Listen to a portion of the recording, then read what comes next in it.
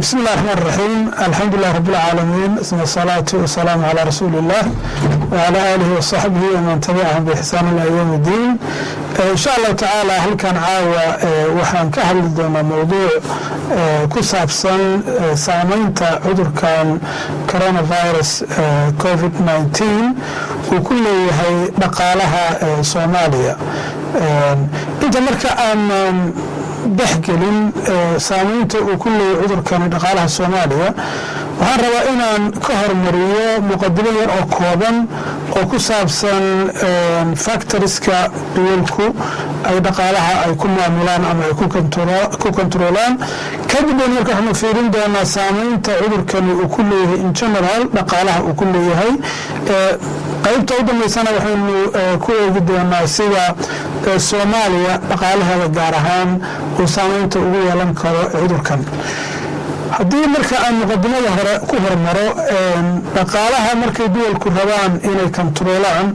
saddex faktor baa ugu muhiimsan waxa dhaqaalaha lagu kontroolo. kow, duwalku waxay rabaan in la helo stable economic growth oo ah in dadka dhaqaalaha koritaankiisu uu yahay GDP-ga wadanka inuu kor u kacayo si joogto ah. marka haddii ay dowladda ama xukuumad ay ku guuleysato in dhaqaalaha wadanka uu si joogto ah economic growth rate-ku uu kor u kaco, arrintaas waa guul, waa factor muhiim ah. factorka labaad waxa weeyaan stable employment rate, in surcada iyo shaqaalaynta in ay korayso hadii jeer oo nisbada dadka shaqaynaya ay kor u kacdo, ama si kale hadii loo dhigo in unemployment rate-ku yahay minimum oo yani rate-ka dadka shaqaala la ilaahay inay aad u yar tahay. arrinka saddexaad baa wuxuu yahay in la kanto inay helaan stable consumer price, in badeecooyinka dadku ay iibsanayaan price-koodu inaanu samayn fluctuation fara badan. duwalka marka aan islaamiga ahayn oo dhaqaalahan hadda capitalismka ama aan ku salaysnayn islamic finance, iyaga waxaa marka saldhig u sii ah inay kontroolaan interest rate-ka, inflationka iyo growth rate-ka. saddexdaa rate baa u baahan in mucaadaladaas la aad loo ilaaliyo, sababtoo haddii interest rate-ka uu sarreeyo waxaa yaraanaya nisbada dadka lacagta banuugta iyo muwaasaad kale ee maaliga ah ka boorogaraynaysa ama ka qaadanaysa, sababtoo ah rate-ka ay bixinayaan interest rate-ka baa sarreeya. arrintaas marka waxay keenaysaa in uusan jirin dhaqdhaqaaq fara badan oo dhaqaalaha uu hoos u dhaco, oo saamayn interest rate-ku uu sarreeyo waxay ku leedahay growth rate-ka inuu dhaqaalaha wadanku uu kor u kaco. haddii laakiin interest rate-kii aad u hoos ugu dhaco, iyaduna waxay kordhinaysaa in dadku ay fluidity-gii iyo liquidity-gii lacagta, in dadku ay si sahlan ay lacaga u bayn qaadan karaan, ay businessadooda ugu finance garan karaan, loan inay qaataan, sababtoo interest rate-ka ay bixinayaan ayaa aad u yar oo costiga interestigu wuxuu aad uga yaryahay ritaanka businesska marka ay invest garaystaan ay ka helayaan. taa marka waxay sababaysaa ama ay saacidaysaa economic growth oo inuu dhaqaaluhu uu kor u kaco, laakiin haddana waxay sababi kartaa inflation bay sababi karaan oo dadku marka ay suuqu lacagtu ay badan tahay, dadku businessku uu kor u kaco, dadku ay wax iibsanayaan, in badeecada price-kiisu uu kor u kaco oo consumer price index-ku inuu aad kor ugu kaco, badeecadii inay noqoto qaali inay noqoto. intaas marka waa waxyaalaha runtii dhaqaalaha ee lagu control. innaga hadda Soomaaliya gaar ahaan nidaamka dhaqaalaha Soomaaliya wuxuu ku salaysan yahay wax la gig economy. gig economy waxaa laga wadaa dhaqaale dadku aysan lahayn job secure ah, oo qofku maalintaa waa garab rabato wuxuu soo shaqaystuu leeyahay, ama shaqada kambaniyada iyo businessyada loo shaqeeyo waa zero contract hours oo qofku maalintaa inta saacadoo shaqeeyo oo keliya buu leeyahay. hadda maalan waad aragteen magaalada Garowe dad badan oo xirfadlayaal ah, fundiyaal, dad biraha sameeya, meelaha jira ay isugu yimaadaan subaxdii oo halkaa dadka raba in wax loo dhiso ama loo shaqeeyo ay ka kaxaystaan. xamaaliyaal shaqaalayaashu meelo isugu yimaadaan marka waa dhaqaalo noocaas oo ku salaysan maalinkaas qofku wax uu soo helo wax la gig economy dhaqaalahaas marka saamaynta uu ku yeelan doono pandemican ama xanuunkan dib ugu eegi doono haddaynu marka u soo noqono xanuunkan coronavirus oo runtii aafo caama oo adduunka oo dhan saamaysay waxaan hadda la soconnaa figuriska saamaynta xanuunkan uu leeyahay caalamka hadda inta uu ku dhacay 2,500,000 ilaa 3 milyan bay ku dhowdahay dadka dhimashada xanuunkan uu sababay waxay gaaraysaa ilaa iyo 250,000 waa number aad u fara badan marka dhibaatada xanuunadana ay leeyahay waxa weeyaan yani isbararkooda surcada iyo kinetiga xanuunku aad buu u sarreeya si marka xanuunka noocan oo kale loogu sameeyo containment ama loo xanibo xanuunka noocan oo kale loo yareeyo looga hortago aafadiisa maadaama xanuunkani uu faafidiisu ay sariic tahay oo laga yaabo haddii hal qof oo xanuunka qaba magaalada garowe caawa uu yimaado inay dhici karto inuu saacado gudahood inuu 5 qof ku daarto 5taa qof ay kusii daartaan nin walba 5 qof oo kale qof walba uu kusii daarto 5 qof oo kale ilaa hal mar garaafku uu xirka isku shareero waxa kaliya garaafku hoos u dhici karaa marka raydka dadka xanuunku ku dhacay iyo dadka ka bogsoonaya dynamicskaasi markii ay bataan dadka ka bogsoonaya ama ay aad u yaraadaan dadka uu xanuunkan ku dhici karo oo dadka uu ku wada dhaco almost xoogooda uu ku dhaco marka wuxuu maraa curve dadka pandemiga ama epidemiological science-ka ka shaqeeya ay yaqaaniin oo inuu xanuunku marka xoog u faafo haddii marka xanuunka faafidiisu ay ka xoog badato capacity-ga caafimaad ama dhakhaatiirta qalabka dowladdaasi ama systemkaas uu haysto waxaa ku dhacaya collapse ama failure baa ku dhacaya saa daraaddeed baa containment wax la yidhahdo in xanuunkan laga hortago ama la xakameeyo bay isku dayaan duwalka iyo wasaarada caafimaadku arrintaa marka xakamaynta waxay keenaysaa in dhaqaalihii uu slowdown garayo sababtoo ah businessi oo dhan baa la xiraya magaaladii oo dhan baa lagu sameeya lockdown dadkiisu ma socon karaan dhaqaalihii marka wuxuu gelayaa dhulku gelaya waxaa ka abuurmaya containmentiga cudurka in lagula dagaalamo waxaa ka abuurmaya dhaqaala burbur waxaan filaya hadda caalamka inaad ogtihiin in ay kaceen bisneso fara badan khaasatan bisnesyadii tourismka airlineska waxyaalaha leesharka transportationka wax la xiriiray bisnesahaasoo dhan waa ay kaceen muddo yar oo kale hoteeladii iyo wax la midka ah sababtoo dadkii oo dhan ba waxay leeyahay gurigaaga ha joogo stay at your home marka taasa waxay keentay in dhaqdhaqaaqii iyo economic activity-gii uu hoos u dhaco sababtoo ah wax kala gadashadan baan jirin marka cudurkii la tacaalidii lala tacaalayay ama la rabay in laga hortago baa waxay side effect-ga ay yeelatay baa wuxuu noqday in dhaqaalihii uu burburo oo wadanku laga yaabo inuu hadda caalamku ama uu galay ama uu galay xilli recession taas waxa weeyaa markii ay dhaqaaluhu wax iibsigii uu yaraado GDP-ga wadanku uu hoos u dhaco dhaqdhaqaaqii suuqi uu almost uu istaago waxaa laga yaabaa dadku recession depression waa laba term oo isu dhow recessionku inta badan waa 6 bilood ilaa iyo 18 bilood ayuu socdaa laakiin haddii suuqa stagnationka ama dhaqaale xumidu ay ka ziyaado intaas 18 bilood ilaa wixii ka badan sanawaad marka waxaa la yidhaahdaa depression okay hadda marka caalamka Yurub Mareykanka duulkii waaweynaa xoogooda oo dhaqaalahooda aad u sarreeyay ayaa wuxuu ku dhacay dhaqaalahoodii depression inaga hadda Soomaaliya waynu ka sii dhiibanaa marka waxaan rabaa intaan Soomaaliya saamaynta ay ku yeelanayso weli aanan u gudbin balan isla aagno caalamku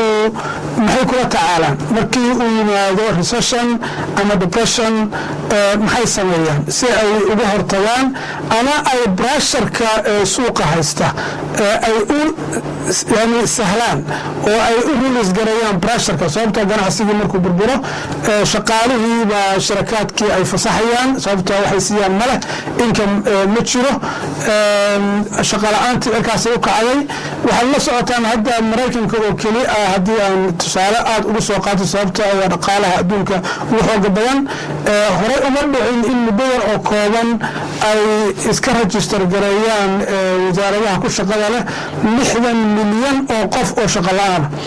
sababtoo ah dowladdu waxyaalaha ay ku baaqday waa ka mid inay caawiso dadka shaqo la-aanta marka ilaa 60 milyan oo qof ayaa ay waxay isqoreen shaqo la-aan waxyaalaha marka ay duwalku kula tacaalaan markii recessionka noocaas oo kale uu dhaco taqriiban ilaa 4 tool bay isticmaalaan toolka ugu horeeya isticmaalaan waxa yidhaha fiscal policies in ay siyaasadda maaliyadda inay wax ka bedelaan masalan siyaasadda maaliyadda say wax uga bedelayaan waxay uga bedelayaan in canshuurihii businesida laga qaadi jiray meesha laga saaro ama aad loo yareeyo sababta canshuurtu businesska waxay ka yaraynaysaa pressurkii haystay costigii expensigii bay ka yaraynaysaa de waxay u sahlaysaa inuu sii retain garan karo ama sii wadi karo shaqaalihiisii inuu ugu yaraan break even iyo wax lamida isku wadi karo oo khasaaraha iska ilaalin karo waxyaa runtii ajaa'ibka waxaa ka mida inagu hadda soomaaliya wasaaradaheena maaliyaduhu ilaa iminka ma aanan maqal wasaaradda maaliyadda federaalka hadday tahay iyo wasaaradda maaliyadda ee puntland hadday tahay wax canshuur dhimida oo bisnesada ay u sameeyeen waxaaba laga yaabaa in ay isdhahaan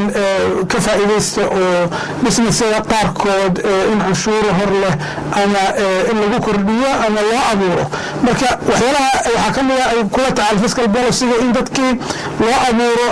canshuur dhigis loo sameeyo bisnesyadii waxaa kaloo ka midaba in lacag kaash ah in dadkii shaqala-aanta ku dhacday la siiyo hadda maraykanka oo kale dadka shaqala-aanta ay ku dhacday qof walba jack waxaa loo dirayey تقريبا كن $200 intaasoo milyan oo qof baa dowladda ay lacag u diraysay bisnesyadii bay lacag ay siinaysay oo ay bail out ay ku samaynaysay marka waxay ka mid tahay boliciska ay duwalku ay qaataan ah in fiscal policyga siyaasadda maaliyadeed in wax laga bedelo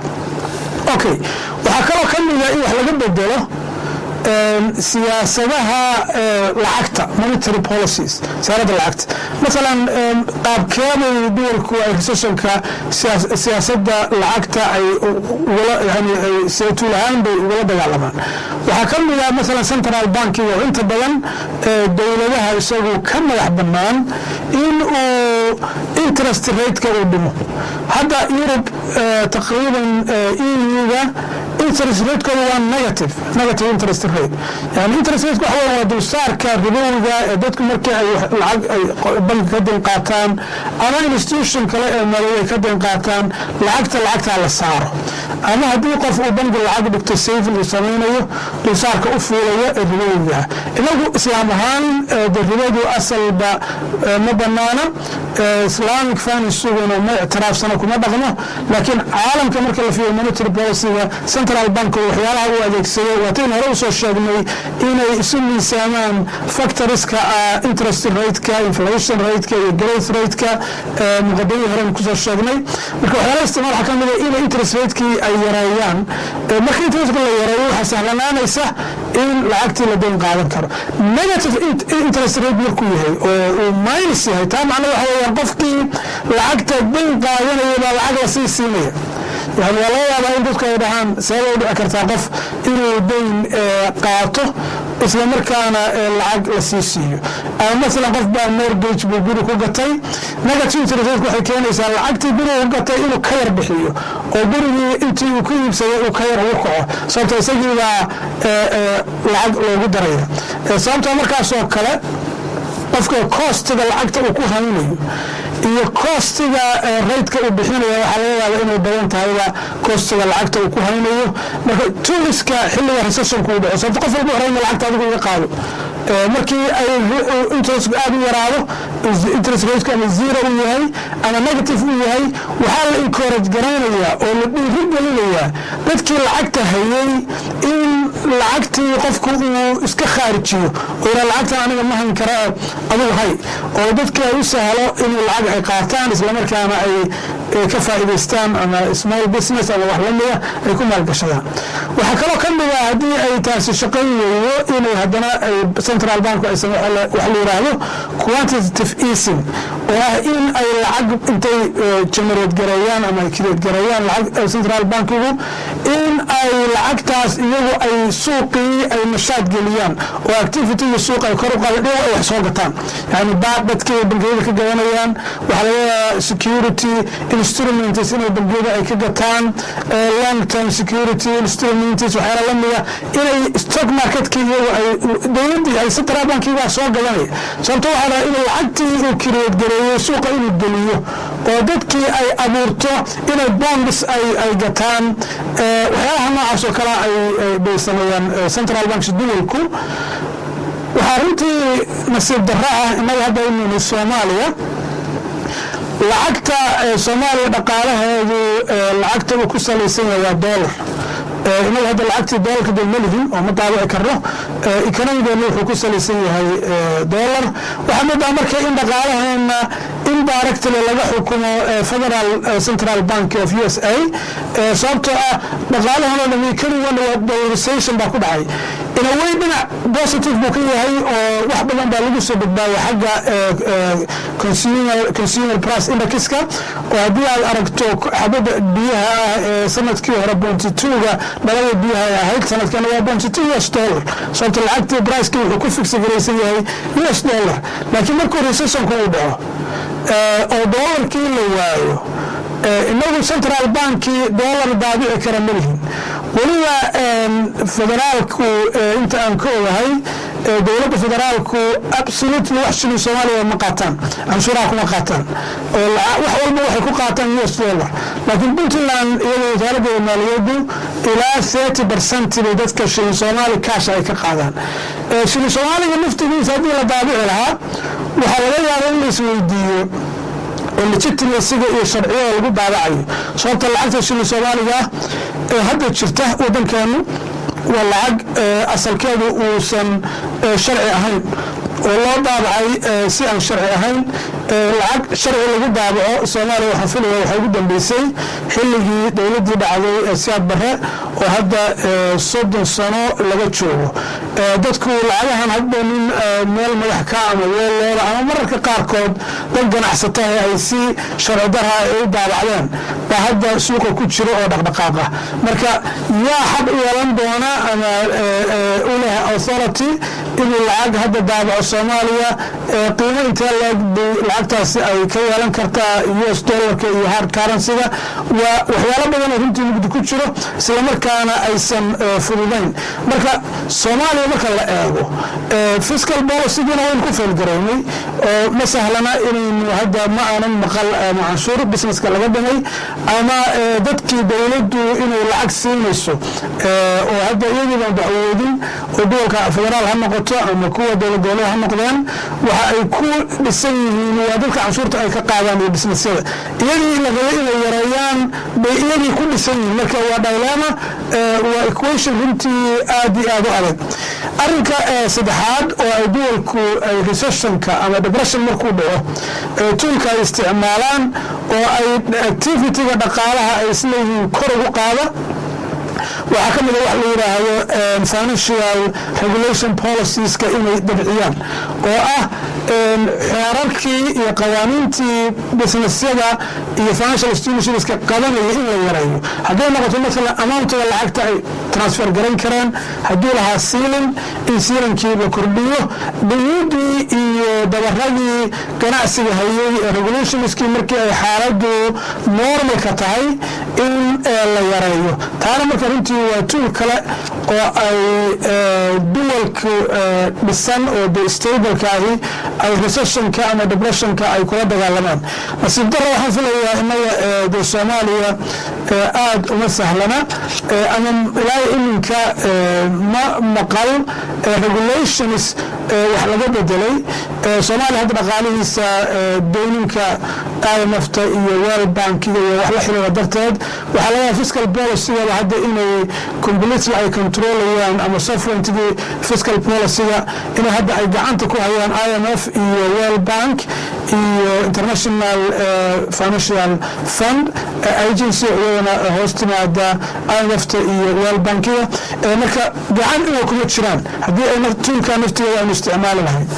waxaa haray tuulka afraad duwalku ay recessionka iyo depressionka ay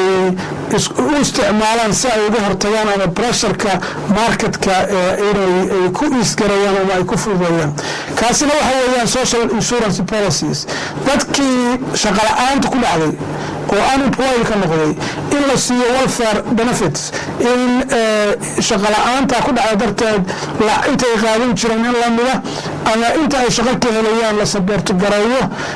taana waxaan filayaa Soomaaliya inaan suuragal ka ahayn sababta dowladda aan balcad haysan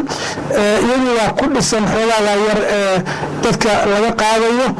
marka ma jiro system hadda Soomaaliya ay u isticmaali karto social insurance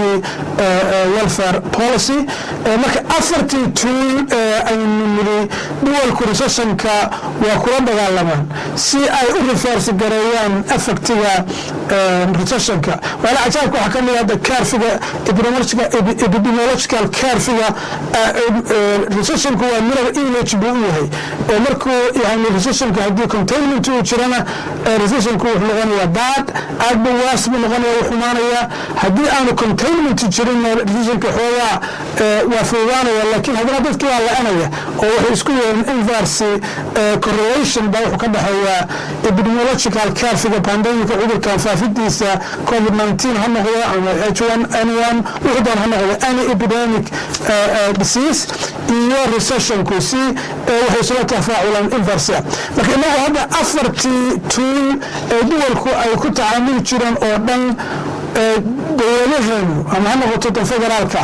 ama ha noqoto middan localka state levelkaahi intuba way ku faylgaroobeen waxaa marka arkaysaan saamaynta Soomaaliya oo ay dowlad poora oo dowlad la'aan ahayd 30 sano oo shacabku uu ku xiraa dhaqaalihiisu iyo noloshiisu maalinta yani gig economy maalinta qofku waxa uu soo helayo soo xamaalanayo oo dowladuna aanay samayn karin contribution iyo intervention inay ku yeelato saamayn dhaqaalihii recessionka dib u celiya saamaynta inta ay ku yeelan karto waxaan filayaa inuu yahay huge Soomaaliya marka dhaqaalaheedu GDP-ga hadda intaan recessionku aanu dhicin ka hor Soomaaliya waxaa IMF-ta World Bank ay ku qadareen 6 billion inuu yahay US dollar marka GDP-ga yani waa dakhliga domestic dakhligiisa Soomaaliya ilaa 6 billion 6 billion 1/3 oo kamid ah يعني بقولكيبا الصدن GDP-ga Soomaaliya بقولكيبا الصدن كله وهو ريميتنسي 2 billion US dollars by سنة والبا Soomaaliya بناك وإيماني recession كنا كوحي سوالي وحي سوالي recession كي إن العجيه لا صدر كر وصوماليا نرشاد بقولكيبا الصدن وحي كل سنة حوالد marka hadda xawaalihii Mareykanka jiray laga soo diray xawaaladihii Yurub laga soo diray dadkii guriyada ku jiraan oo total lockdown baa jira marka lama soo diri karo aniga hadda xawaalada waxa jira halka Soomaaliya uga diray ilaa inka lama qaadan asbuucii maraysa sababtoo xawaaladiina ma goyn karto qofkiina ma doonan karo marka saameyn waxay ku yeelatay dadka noloshoodii weyn bay ku yeelatay dhaqaalaha Soomaaliya sababtoo 1/3 oo kamid ah dhaqaalaha Soomaaliya wuxuu ka soo galayay remittance money remittance waa in lacag la soo xawilo oo la soo diro lacagihii rabay in la qaado in fact Soomaaliya waxaa jira yani xeerar caalami oo qabanaya central bankiga xuquuqooyin saaraa ama caqabado oo ah inaysan central bank soo lacag mari karin marka xawaaladu waxay sameeyaan Mareykanka marka wax soo xawilo laga soo xawilo lacagaha gacan baa lagu soo qaada waxa la keenay Dubai marka xawaaladu ku leeyihiin bulugta accounts halkaasay gashadaan hadda diyaaradii waa istaageen xawaaladii lacagta soo qaada waa istaageen dadka hadda xawaalad waxa laga yaabaa in hadda raashin insaaniis oo dadka intuu diri karin la midgareeyo qofku inuu $100 ka badan diri karin qofku inuu $50 ka badan diri karin marka problem waxay noqotay xawaaladii qabsaday oo caqabad ku ah businesskii adisaytaan dadkii noloshooda saameyn ku leh sababtoo ah iyo magaalada boqolkiiba 30 dakhliga Soomaaliya wuxuu ku dhismaa xawaaladu ku dhismaa dhibaatada kale ee dhaqaalaha Soomaaliya haysta waxay tahay oo keenay cudurkan coronavirus recession ka dhashay iyo isu socod la'aanta caalamka ee diyaaradaha istaageen transportation kale ee baddu istaagay waxyaalaha kale ka dhashay waxaa kamid ah Soomaaliya nolosheedu boqolkiiba almost 100 wuxuu ku dhisan yahay import yani import supply oo soo degsato ilaa hadda raashinka aynu bariiska ma beeran oo burka ma samaysan oo Soomaaliya sonkorta ma samaysato oo dharka aynu xiranahay ma samaysan yani nolosheenu boqolkiiba 100 wuxuu ku xiran yahay import haddii marka hadda importska istaageen waxyaalaha ka imaanaya istaageen waxyaalaha Cumaanka imaanaya istaageen waxay marka yeelanaysaa saameyn toos ah oo dhaqaalihi oo halbowlaha dhaqaalaha ee Soomaaliya ay kala jaraysaa arrintaas marka waxay keentay hadda in ganacsiyadii maalinba waxa ka hadlay madaxweyne Dani Maxamed Abdullaah oo la ganacsatadii balantii ay gashay waa iga baxday ama I don't know ama runtii ma aysan sheegin dhibaatada runtii ganacsiyada waa dhibaato qabsatay oo supply-gii ay ka helayeen banaanka ma haystaan saadaraadii waxay noqotay in waxyaalaha la cunayay raashinkii iyo inay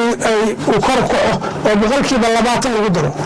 isla markaana shaqooyin aysan jirin oo shaqooyinkii ay yariyeen ama istaageen qofkii marka caadiga ahaa noloshiisu waxay galaysaa ciriiri dad baa laga yaabaa hadda guriyahooda inay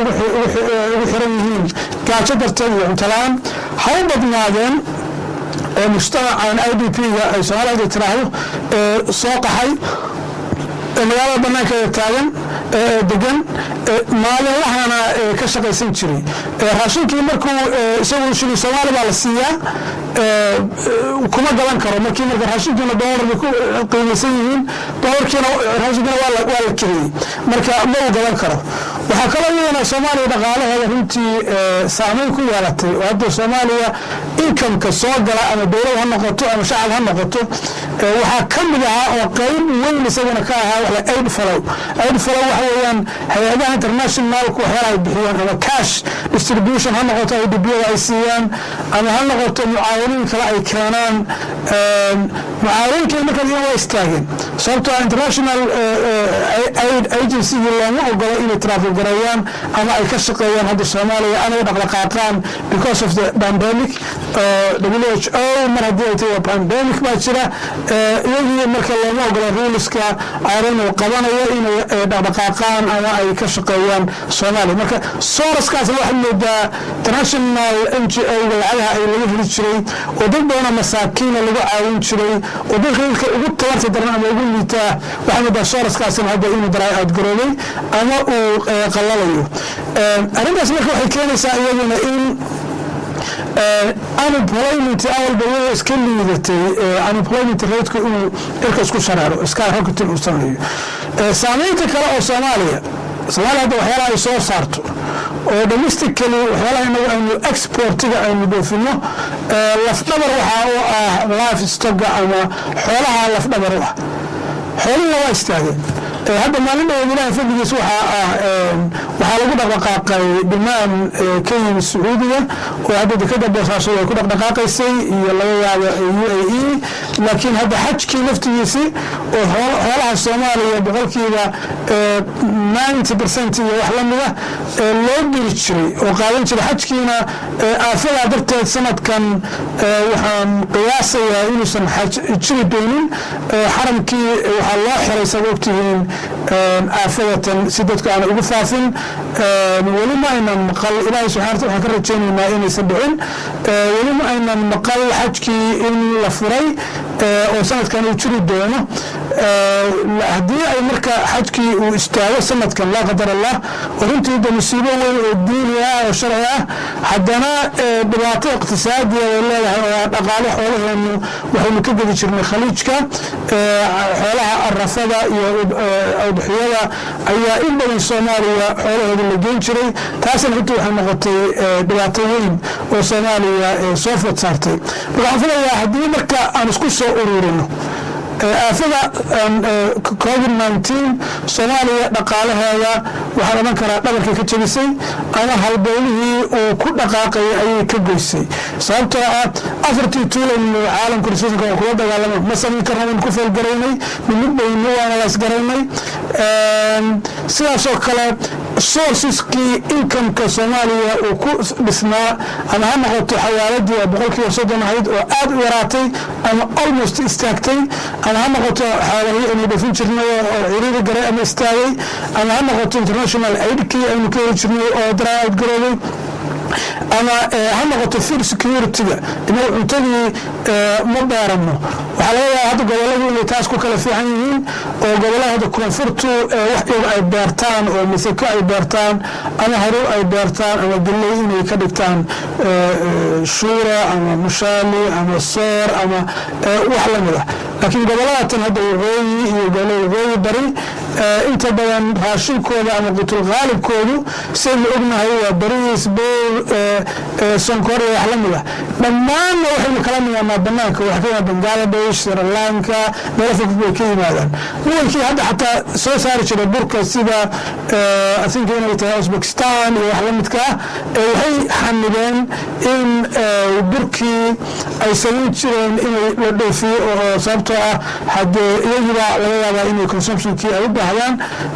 marka waxaan filayaa dhinac walba marka la eego dhibaatada uu xanuunkani caafimaad iyo dadka dhimanaya iyo iyada runtii dee aan hadda